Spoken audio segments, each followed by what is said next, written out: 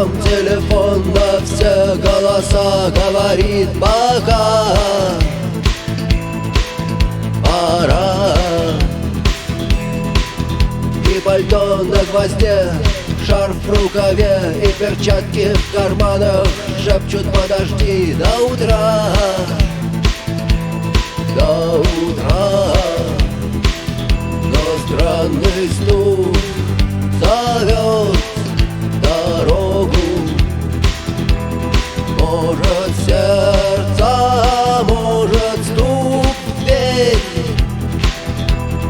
И когда я обернусь на пороге,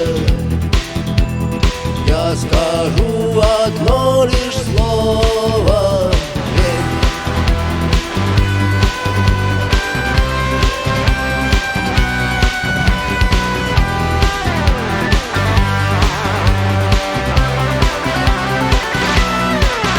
и опять на вокзал, и опять к поездам, и опять проводник выдаст белье и чай.